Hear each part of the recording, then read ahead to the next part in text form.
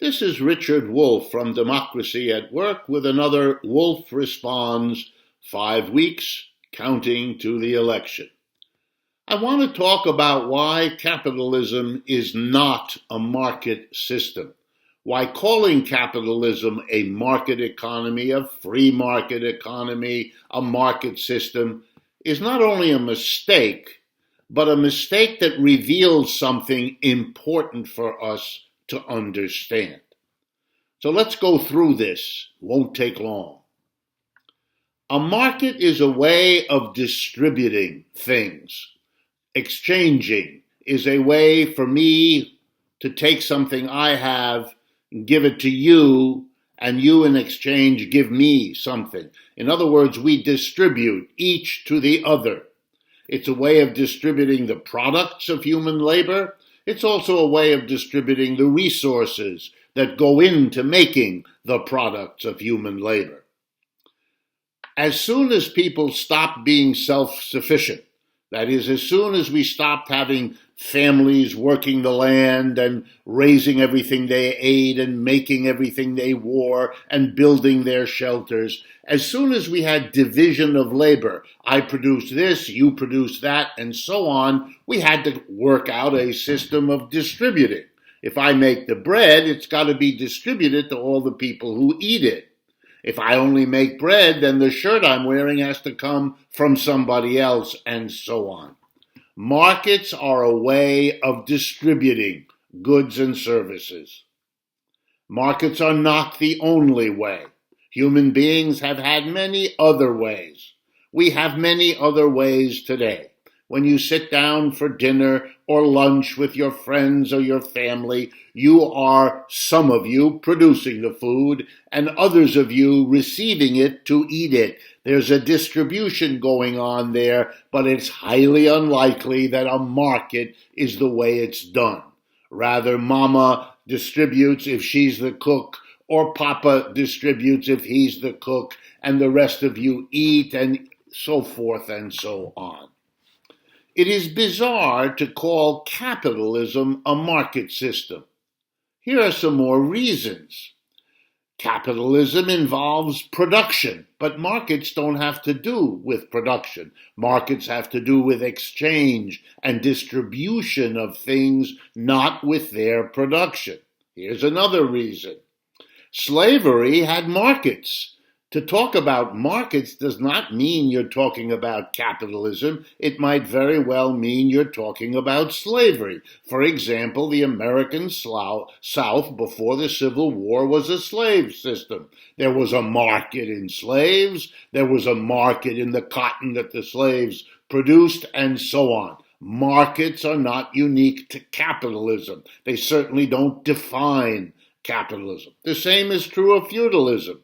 In many parts of feudalism, serfs produced goods delivered to the lords, who then sold these goods in markets. Sometimes the serfs themselves had markets. Europe is full of serf market monuments. So again, it's bizarre that we have come to call capitalism a market system. That market systems existed long before we have modern capitalism. Well then, two questions. What is capitalism if it isn't a market system? And even more important, why, if it isn't a market system, has capitalism been called that all the time, right to this present day? I would argue that capitalism is distinctive not because of its use of markets, because as I've shown, they existed long before modern capitalism or any kind of capitalism existed. I think capitalism is unique because of the way it carries out production. And what do I mean? It divides the people involved in production into two groups. Those who make all the decisions and run the enterprise, we call them the owner, the major shareholders, the board of directors, the CEO. We all know who they are. They are a minority, a small minority of those involved in production. The vast majority, the other group in production, is called the employees. They are excluded from making all the key decisions, which is a big clue as to why capitalism makes those at the top rich and powerful and the employees neither. It's no surprise given how it's organized. And in this way, capitalism, although different from feudalism and slavery, shares something. Those systems also had a small minority at the top who made all the key decisions and who became wealthy and powerful, while the majority didn't. In slavery, it's masters and slaves.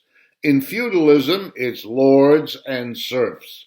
And in capitalism, it's employers and employees. Isn't that interesting?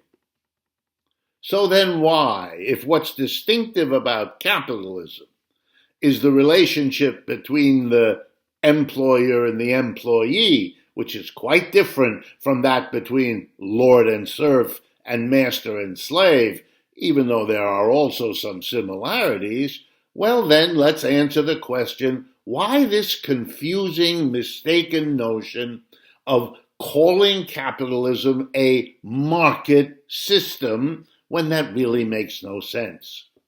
The answer is ideological. The market is an attractive way of describing capitalism. Why? Because there's something voluntary about a market. When you go to market, you can buy A or B or C. You are not forced into something. You can choose to part with your money or you can hold on to your money. You can buy this or that. And only if you're comfortable and happy with the outcome will you make the exchange that defines what goes on in a market. So it's nice to describe capitalism in this way as a market system because it gives you the illusion of freedom, of a quid pro quo. I only give up if I get something equivalent in exchange. What capitalism is really about is what is not talked about, the system of production, what goes on in the workplace. You know, before you can distribute a resource, there has to be a production process for which that resource is an input. And before you can distribute outputs, there has to be the production that produces the output. So it is kind of bizarre in discussing capitalism that you would call it a market system rather than an employer-employee system. Now let's look finally at the employer-employee. First of all, it's glaringly undemocratic. The majority of people do not make the decisions. The majority of people in a capitalist workplace have no power at all. They come to work, they cross the threshold into the factory, the office, the store, and they immediately are told what to do. Sit here, work there, do this, do it that way, work with that machine, and at 5 o'clock, get out of here, and whatever you've produced, what you've poured your brains and muscles into helping to make, belongs to the employer. You get nothing. At the end of the week, you get a wage. Go home, drink some beer, eat some pizza, and come back tomorrow and do it all again. You're told what to do. You're not free at all. Oh, well, I take that back. You can quit, and then you'll live exactly how? You know what you'll end up doing 9 times out of 10? Going and working for another employer in the same arrangement. The production system of capitalism is undemocratic. It's authoritarian. The minority tell the majority what to do. The kings we got rid of in political society 500 years ago, they still live inside our enterprises, but they're called CEOs. And we bend over for them as least as much as people used to bend over for their kings. No, capitalism isn't a market system. It's an authoritarian production system that has outlived its usefulness. It is now a drag on the human race, as we can see from the disasters of global warming, the disasters of a failed dealing with COVID, the disasters of grotesque inequality, and I could go on. So let's start by wising up. Capitalism isn't a market system. The only idea behind calling it that was to deflect, to distract us from the reality of the workplace, the production system, where the ugliness and the dysfunction of capitalism exist and will be visible once we can call capitalism a particular kind of production system and not a market system. This is Richard Wolff for Democracy at Work, welcoming your interest.